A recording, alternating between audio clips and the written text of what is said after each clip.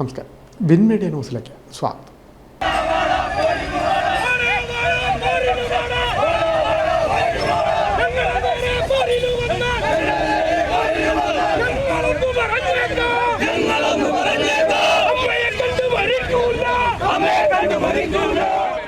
തുറവൂരിൽ UDFിന്റെ നേതൃത്വത്തിൽ പ്രതിഷേധ പ്രകടനവും യോഗവും നടന്നു. തുറവൂർ താലൂക്ക് ആശുപത്രി പുതിയ കെട്ടിടത്തിന്റെ ഉദ്ഘാടനവുമായി ബന്ധപ്പെട്ട ചടങ്ങിനിടെ ഉണ്ടായ സംഘർഷത്തിൽ 3 പേർക്ക് പരിക്കേറ്റിരുന്നു.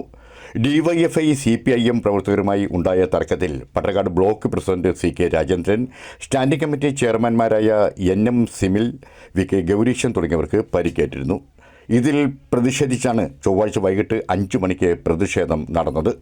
തുറവൂർ ജംഗ്ഷനിൽ നിന്നും ആരംഭിച്ച പ്രതിഷേധ പ്രകടനത്തിന് ശേഷം ചേർന്ന യോഗം S ശരത്ത് ഉദ്ഘാടനം ചെയ്തു. അവിടെ ചില സഖാക്കന്മാർ വന്ന് ഇല്ലാത്തത് കണ്ടു എന്ന് പറഞ്ഞതല്ല അദ്ദേഹം ചെയ്തത്.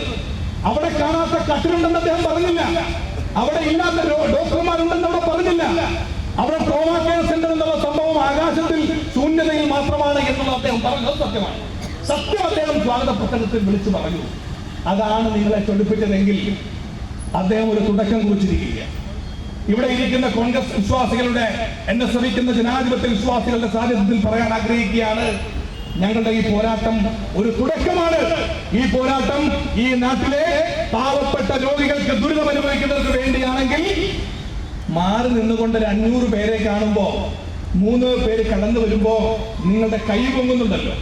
ഇപ്പം ഇവിടെ DYFIയുടെ നേതാവിന്റെ പ്രായം വെച്ച് നോക്കിയാൽ അച്ഛനേക്കാൾ പ്രായമുള്ള ആളെയാണ് തല്ലിയിരിക്കുന്നത്, അല്ലേ? ഇത് തന്നെയാണ് ഇവരുടെ ഒരു പാരമ്പര്യം. ഇതിനു മുമ്പ് ഞാൻ ഇതേപോലെ വേദി സംസാരിച്ചിട്ടുള്ള ആളാണ്. 72 വയസ്സുകാരനെയാണ് കഴിഞ്ഞ പഞ്ചായത്ത് തെരഞ്ഞെടുപ്പ് കഴിഞ്ഞപ്പോൾ ചോദിച്ചേട്ടനെ 4-5 DYFIക്കാരെ തെരുന്ന കാരണം 72 വയസ്സ് എഴുന്നേറ്റ് കിടക്കാൻ.